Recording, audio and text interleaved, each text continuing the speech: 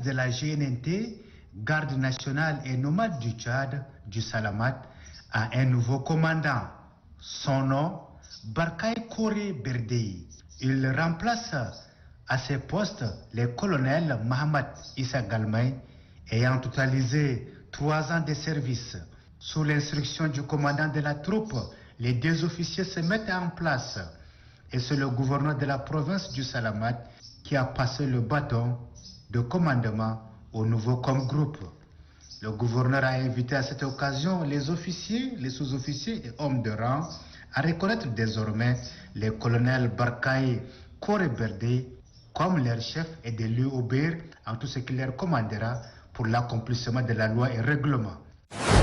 Les mineurs de moins de 14 ans sont parmi ces 16 jeunes qui avaient l'intention d'aller vers l'inconnu. C'est comme s'ils ne savaient pas ce que leur réserve l'immigration clandestine, qui est impitoyable et leur prend souvent la vie. L'immigration illégale étant interdite par la loi, les forces de défense et de sécurité du Bata étaient là pour les appréhender et les sauver de l'inconnu. Après avoir salué la détermination des forces de défense et de sécurité à faire face à ces phénomènes, le gouverneur de la province du Bata, Jim Taben Dergon, a souligné que la situation actuelle, marquée par la présence des groupes armés sur la bande frontalière avec la Libye, nous oblige à rester éveillés afin de dissuader tous les candidats à l'immigration. Du côté de la justice, le procureur Dati Mohamed Ourdi confirme qu'un dossier sera ouvert au tribunal et ce dont il sera prouvé qu'ils ont tenté d'immigrer ainsi que leurs complices seront déférés pour répondre de leurs actes.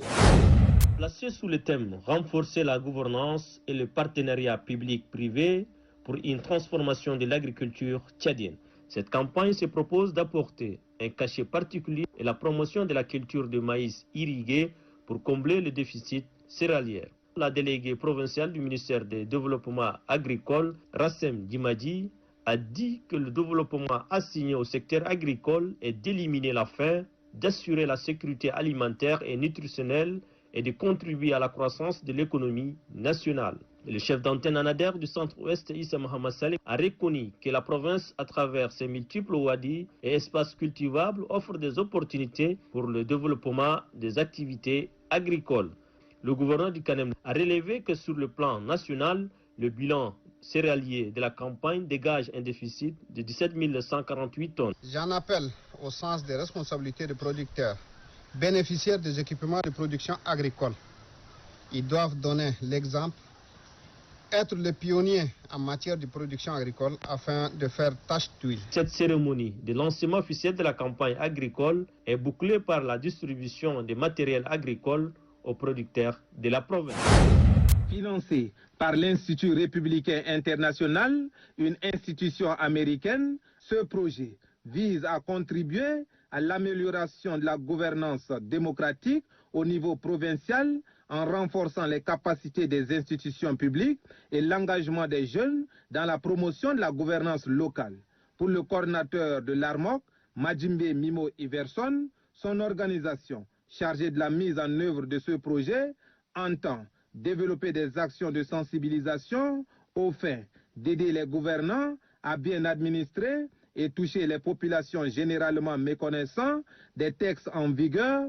Le gouverneur de la province du Mandoul, Diamra Betolnga, se félicite de ce projet qui va en droite ligne avec la politique du gouvernement en matière de la recherche de la paix et de la démocratie. Ce projet au bénéfice des jeunes, femmes et adultes sur les valeurs démocratiques, l'unité nationale, l'engagement citoyen et le vivre ensemble se passera à Koumra, Moïsala et Bedjondo pour une durée de 3 mois. Le gouverneur Ahmad Daribazine a reçu le magistrat, le délégué des différents ministères et le chef de service déconcentré de l'État.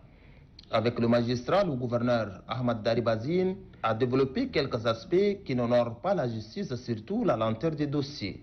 Cependant, il a invité le magistrat d'éviter le litige foncier et d'avoir une franche collaboration avec l'administration locale pour la bonne marche de l'appareil judiciaire dans la province.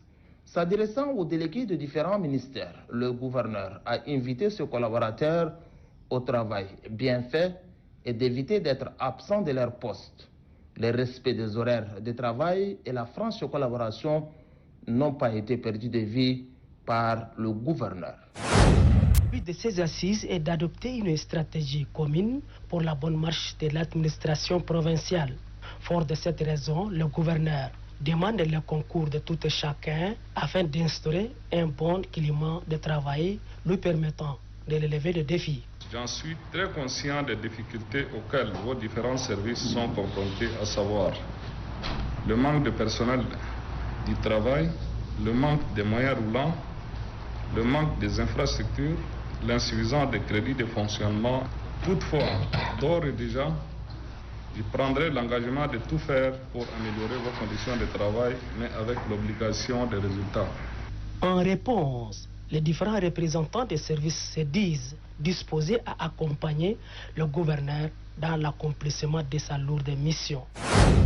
Pendant qu'un bon nombre des jeunes élèves et étudiants confondus optent pour le petit commerce ou les activités génératrices de revenus, nombreux sont ceux-là également qui ont choisi les activités agricoles, plus précisément la culture des patates douces comme activité de vacances.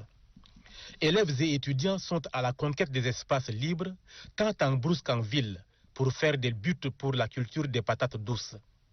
Tantôt seuls, à l'exemple de Diraïbé Prosper, étudiant en 3e année de droit, tantôt à deux, comme Nodi Songar Firmin, bachelier qui cherche à s'inscrire à l'université, et Nodi Ornan Nathanaël, ou en petits groupes. Pour ces jeunes, la culture de cette plante appréciée pour son tubercule comestible par pratiquement toute la population ne nécessite pas beaucoup de moyens financiers et matériels et leur permet d'aider les parents dans leur prise en charge. Je choisis simplement ce travail, c'est pour que je me prépare pour être allé à l'université avec ce que j'ai choisi dès le départ. Selon eux, la terre n'est jamais jalouse.